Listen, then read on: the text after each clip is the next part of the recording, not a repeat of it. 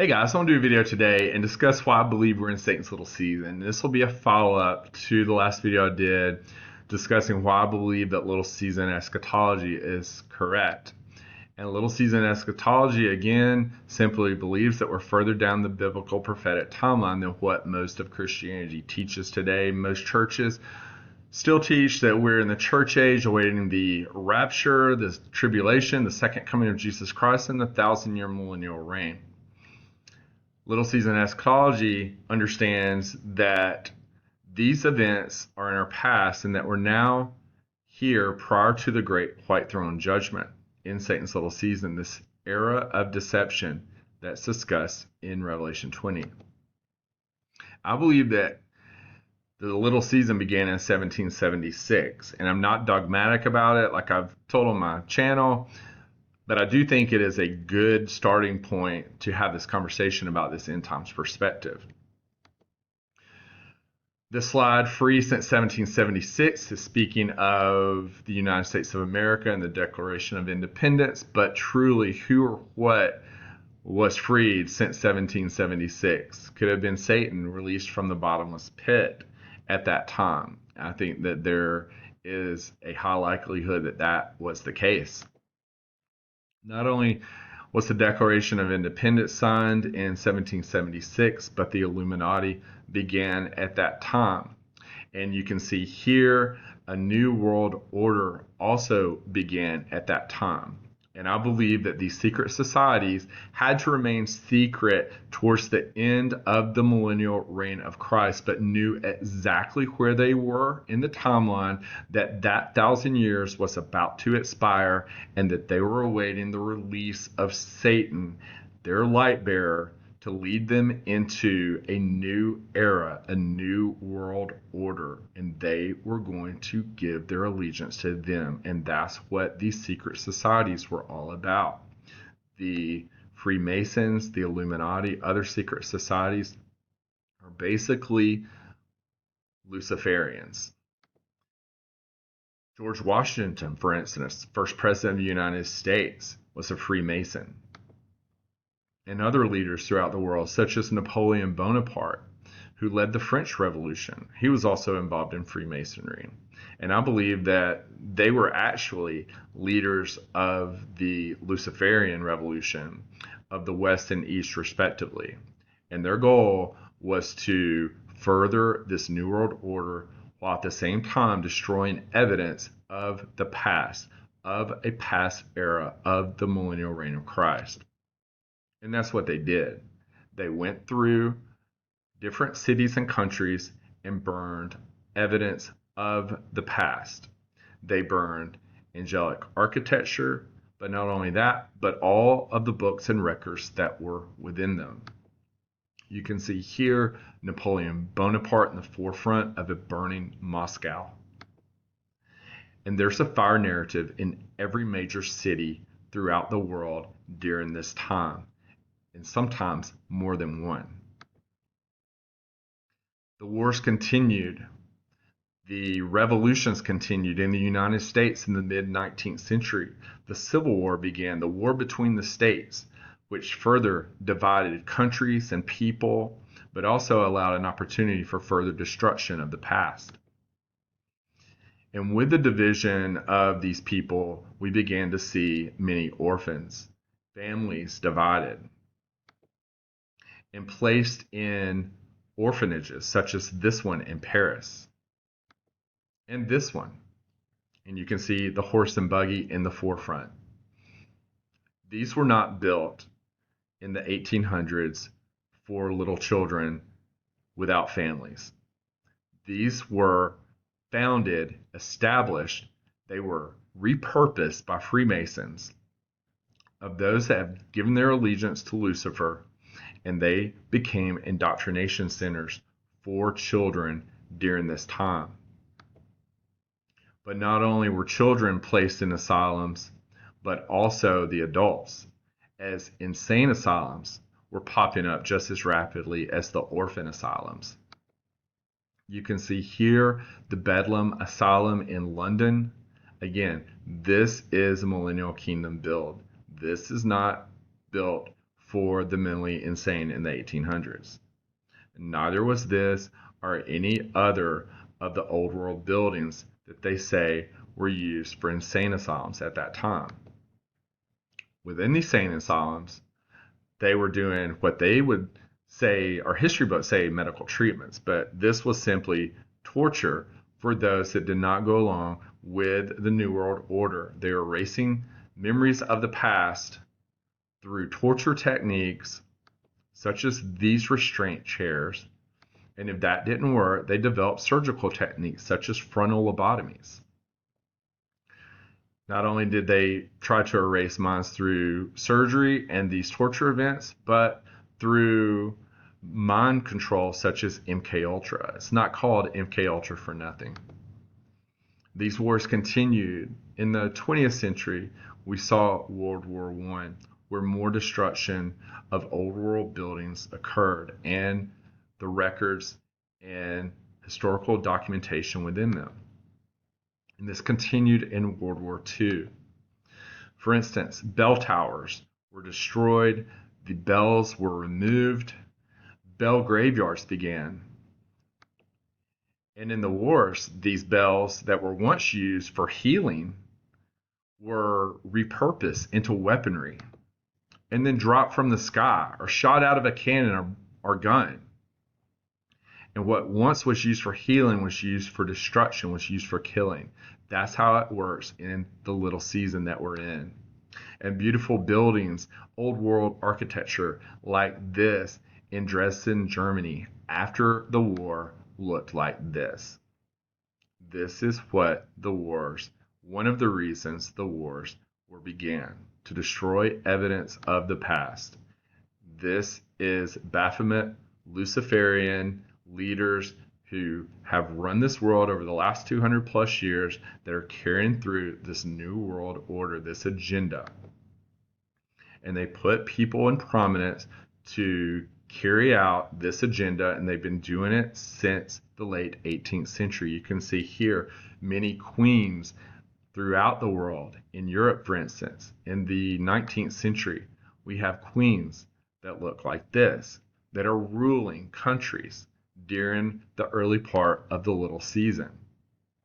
They're taking their orders, that are writing policies, that are carrying out things that further the agenda.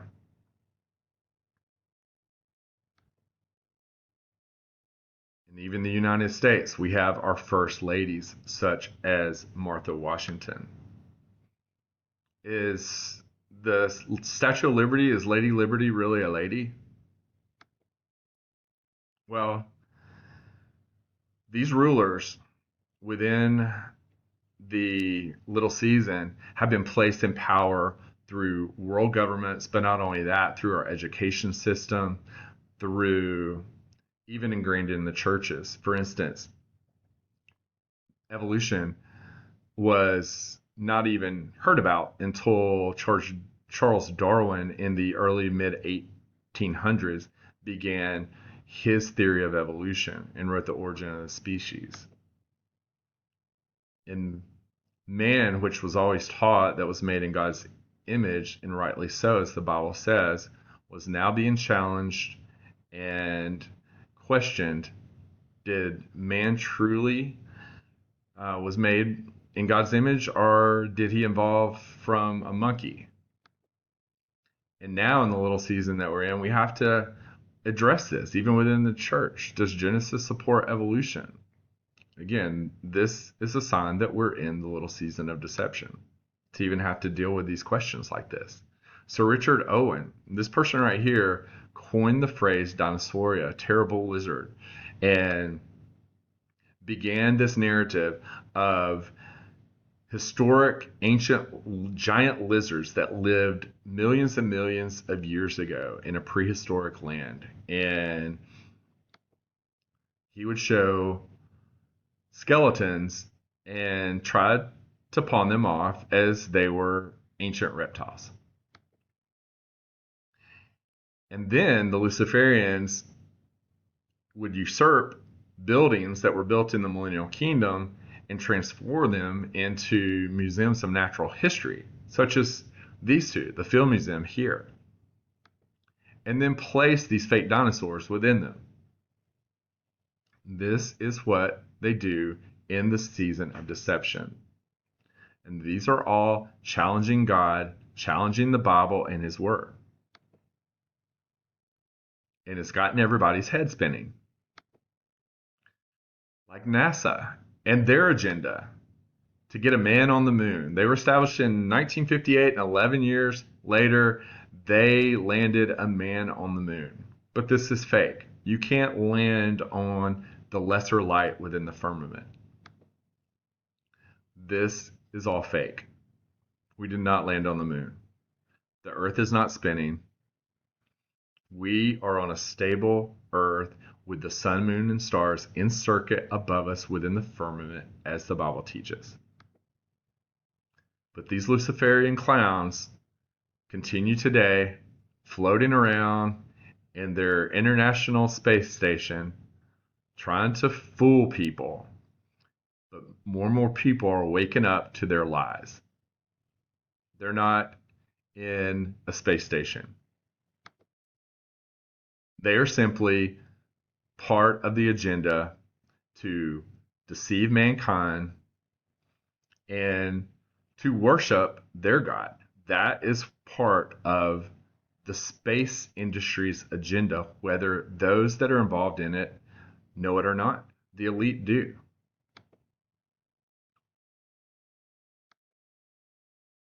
You can see here season's greetings, because we're in that season. And that season, again, is totally ingrained in our society, even the holidays, hiding the center of our realm and what's there at the North Pole, with the throne of God above. And they simply want you to believe in Santa Claus, but not in the finished redemptive work of Jesus Christ. 'Tis the season, the little season of deception that we're in. It brings it into context when you hear these phrases on these holidays. But the Word of God, not only being attacked through evolution and the likes, but also directly with changes of the Bible, of the Holy Bible. Why are so many Bibles? You know, there's hundreds of different Bible translations now. And this has only occurred over the last 100 plus years, well into the little season. Who changed the word? Well, all of the modern Bible translations descended from Westcott and Hort in the late 19th century, when they wrote their Revised Standard Version. And through this translation, every modern Bible translation has developed. The NIV, the ESV, the NLT, you name it. And now people ask me what Bible to use. I simply tell them, use a Bible that originated from the Millennial Kingdom. The King James Bible, the Geneva Bible, the Matthews, the Bishop, the Tyndale. Don't use a Bible which transitioned or originated out of the little season, such as the NIV, the ESV, the NLT. Don't use them. They're in error. But not only is the Holy Bible attacked, but prophecies within it. Modern Israel and the end times. And so we have now millions and millions of Christians looking at Israel, this country established in the Middle East in 1948, for biblical prophecy. And this began by John Nelson Darby and his tenets towards Christian Zionism, and furthered by C.I. Scofield in the early 20th century, writing his Scofield Reference Bible, which was funded by Zionists. Ultimately, the U.S. recognized Israel in 1948, and now through the C.I. Scofield Bible and this Christian Zionist movement, prophecy is now interpreted in many churches in regards to this state that was established in 1948 as the fulfillment of prophecy. And we have these Christians bowing down to this false idol of Christian Zionism. But the state of Israel established in 1948 has absolutely nothing to do with biblical prophecy. It's just part of the deception in the little season. And that's what happens in the little season. All aspects of society have been touched upon, including the medical and pharmaceutical industries that you see here with the serpent involved in every symbol within medicine and pharmacy. There's a reason. And they go for the kids. That's what happens in this era that we're in. They indoctrinate the kids at birth with all of this crap that you see in movies, on TV, in the media. There's a globe in every classroom in the world just about. The space narrative, since birth, they get you looking at spaceships and astronauts and make movies, science fiction movies like Star Wars. This is totally fiction. Not only is these movies fiction, but the spinning globe is fiction. It's all fiction. And then you have Disney involved, and you get people like Bill Nye the Science Guy, these false prophets of scientism that come on and indoctrinate the kids. You have the history of Thanksgiving. You have the settlement of the United States in the East and the false narrative that they give you. And then you have in your kindergarten classes, you're dressed up as pilgrims and Indians. And then you have the false narrative of the wild, wild West and the cowboys and Indians and how the West was established. And then you have kids playing cowboys and Indians. This is all part of the season of deception that we're in. And they mold young people's minds so that by the time you're adult and you have your own career, your own family, all these teachings have been ingrained so much that you don't even take notice that they're false. Disney and all the lies of Disney, and obviously Hollywood and the music industry, anything in the media, this is all Luciferian as we're nearing the end of the little season. And they can't tell you what they know. But they know what season they're in. They know that the millennial kingdom's in their past, in our past. And they know what they're trying to do in the future. They're trying to hide God, and they're trying to establish their own means of salvation through transhumanism, this false promise, God will stop all of this before it comes to fruition. And the alien threat, this is all something that we need to be aware of, that at some point in the future, there will be the deception where Satan deceives the nations into surrounding the camp of the saints and beloved city. Could that be in the way of an alien invasion threat? And we have to rally and come together as one to defend our world from an outside invader. But what if they were truly leading the world into fighting against God and becoming of the saints and New Jerusalem, heavenly Jerusalem with Jesus within it? We know that this deception will have an end and that this will be the end. So how will it end? If we are this generation and we see all these signs of deception, we are now to the point where the millennial kingdom has definitely been hidden from the large majority of people that it has been in our past. And the means and tools to get to where we are now, to entertain possibly having immortal life outside Christ and to fight against God through the technology that we have, we're getting to this point. It reminds me of the Tower of Babel when God came down to confound the languages, because he said they're building this and it's getting to the point where they're going to be able to do what they put their minds to, and they're going to be able to complete it. God's going to come down before all this is completed, and I think we're getting close. So this is reasons why I think that we're in the little season. And there's many more. This is a short, concise video, hopefully, about it. But while we are living in this little season, there's still a lot to look forward for as believers, and there's a lot for us to do.